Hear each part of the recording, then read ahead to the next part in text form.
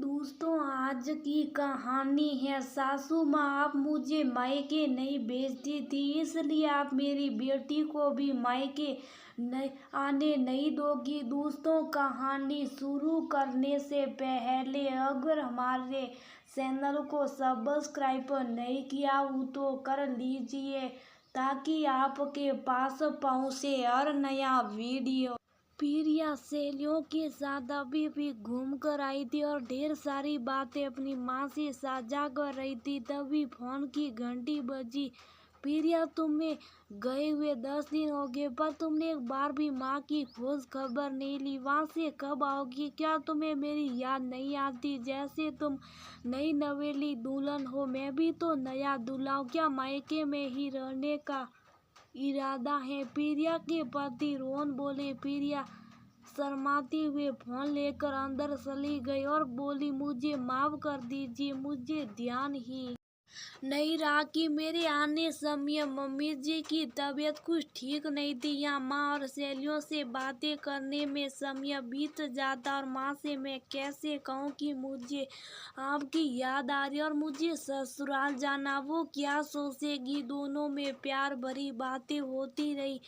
फिर थोड़ी देर बाद प्रिया लौटकर माँ के पास आई तो माँ पूछी, दामाद जी क्या बोल रहे थे? वो बोली, मम्मी आपने भी मुझे याद नहीं दिलाया। मैं एक बार भी अपनी सासू को फोन नहीं की थी। वो क्या सोच रही होगी मेरे बारे में? ऊपर से उनकी तबीयत भी ठीक नहीं थी। संयुक्ता बोली, अभी नहीं हो इसलिए तुम्हें ऐसा लग रहा, और वह लोग तुम्हारी खोज खबर ले रहे। कुछ दिन बाद कोई पूछेगा नहीं। थोड़ा सा पति और सास को भी इंतजार करवाओ, तभी उस घर में तुम्हारा महत्व बढ़ेगा।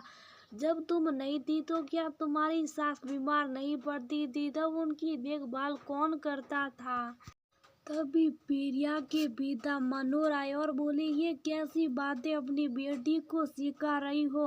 नई नई गृहस्थी, उसे बसाने कुछ अच्छी बातें बताओ जिससे कि घर परिवार एकजुट होकर रहे। तुम तो इसके घर को तोड़ने की बात कर रही हो। संयुक्ता बोली, ये ज्ञान की बातें मुझे मत बताइए। ये सब कुछ मैंने अपने समय में किया, बदले में मुझे क्या मिला?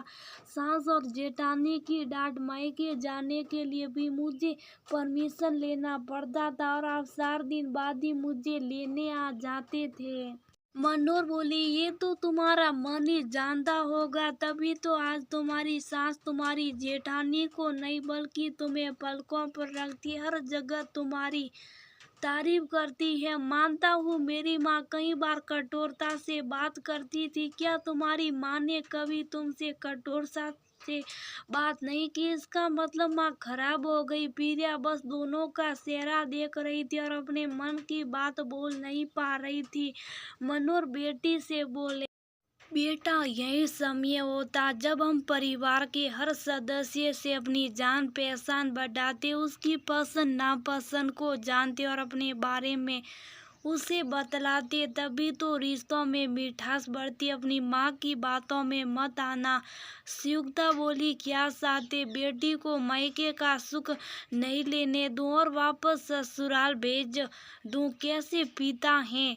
मनोहर बोले, बेटा तुम्हारी नई नई शादी हुई, ये बात तुम्हारी माँ को तुम्हें समझना चाहिए, पर मैं तुमसे कह रहा हूँ, अभी तुम्हें और तुम्हारे पति को एक दूसरे को समय देना चाहिए। अगर अभी से दूरी बढ़ाओगी तो रिश्तों में नजदीकियों को कब लाओगी? बेटी को भी बात समझ में आई। वह बोली, पापा आप सही करें, मुझसे बहुत बड़ी भूल हो गई। मैं 4 रोज का बोल कर आई थी और आज 10 दिन हो गए, पर मेरी सास मुझे एक बार भी फोन करके आने के लिए नहीं बोली। मम्मी के साथ वक्त बिताने में वक्त कब बीत गया पता भी नहीं चला।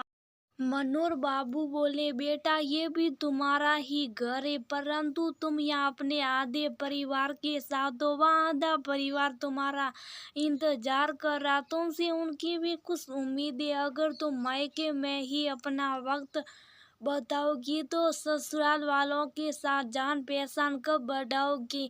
संयुक्ता बोली, आप तो सरासर बेटी को घर से निकालने की बात कर रहे। मनोहर बोले, अगर माँ एक बेटी को उसके ससुराल से दूर रहने की सलाह देगी तो बेटी का घर कैसे बसेगा, कभी सोचा है? तभी संयुक्ता की बूढ़ी सास कमरे से बाहर निकल कर आई और बोली, प्रिया बेटा, माँ का मन बेटी से कभी नहीं भरता है। मैं अपनी उम्र और अपने अनुभव के हिसाब से तुम्हें बताती हूँ, शादी के बाद यही एक पल होता है जो जीवन भर यादें बनकर रह जाती हैं। सामने वाले के मन में उतरने का अच्छा मौका, माँ बाप के मन में तो तुम सदा रहोगी, पर ससुराल वालों के मन में अपनी एक जगह अलग बनाने का सुनहरा मौका तुम गंवा रही हो। संयुक्ता बोली, माँ जी, जिस तरह आप मुझे मेरे मायके नहीं जाने देती थी, उसी तरह आप मेरी बेटी को यहाँ नहीं रहने देना चाहते। आखिर आप माँ बेटे दोनों मिलकर मेरी बेटी को क्यों भगाना चाहती हैं? प्रिया की दादी बोली, बहू, अगर पुरानी बातों को याद करो तो मैं तुम्हें बस मनोहर के साथ रहने का वक्त देना चाहती थी। तुम संसल हृदय की थी, हमेशा अपने मायके में रहना चाहती थी, पर मैं अपने बेटे के मुरझाए चेहरे को देखकर उसके वैवाहिक रिश्ते को मजबूत करने के लिए तुम्हें वापस बुला लेती थी, जिसका नतीजा यह है कि आज तुम दोनों एक दूसरे के बिना नहीं रह पाते हो। क्या मैं बस गलत कह रही हूँ? संयुक्ता शर्म से सर झुका ली और सोचने लगी, माँ जी सच्ची तो कह रही हैं। इसके पापा बिना मुझसे पूछे कोई भी फैसला नहीं लेते, कभी भी मुझसे नाराज नहीं होते, तो क्या इसके पीछे यही कारण था कि मेरा अच्छा और बुरा वक्त परिवार के साथ गुजरा? संयुक्ता की सास बोली, बहू, अगर तुम ही अपनी बेटी को उसके पति और उसके ससुराल वालों से दूर करोगी तो कल को अगर वो तुम्हें दोष देंगे तो क्या गलत कहेंगे? नए जोड़े को एक दूसरे के साथ रहना चाहिए ताकि खुश रहते यादें बने, एक दूसरे को पहचानने और समझने में वक्त बिताए, ना कि मायके में आराम फरमाए। अगर तुम इसे यहाँ रो के रखोगी तो विवाह के बाद की जिंदगी का पाठ ये कब सीखेगी? शाम में जब प्रिया रोहित से हंसकर बात कर रही थी तो संयुक्ता ने उसे देखा। तब संयुक्ता को अपनी गलती का एहसास हुआ। तभी मनोहर आए और बोले, इससे चेहरे की खुशी देखो, इसकी खुशी यहाँ नहीं अपने परिवार में। तुम भी एक अच्छी माँ बनकर इसे अच्छी सलाह दो, परिवार को जोड़ने और साथ रखने के बारे में इसे बताओ। तुम अगर इसे परिवार से दूर रखोगी तो कल को तुम्हें ही रोना पड़ेगा। देर रात तक प्रिया और रोहित की बातें होती रही। अगले दिन सुबह प्रिया माँ से बोली, माँ, मुझे अब ससुराल जाने की इच्छा हो रही है, आप बुरा मत मानना, मैं फिर आऊंगी।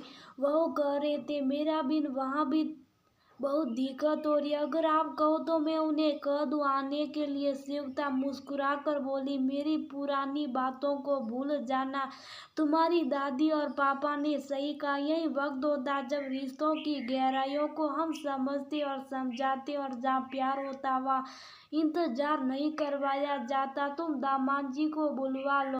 माँ की बात सुनती प्रिया ने माँ को गले से लगाया और दौड़कर रोहित को फोन की। रोहित ने भी इंतजार नहीं करवाया और अगले दिन प्रिया को लेने आ गया। रोहित को देखती उसके चेहरे पर लालिश आ गई जो किसी से छुप नहीं रही थी। बेटी के जाने पर माँ की आंखें भर आई।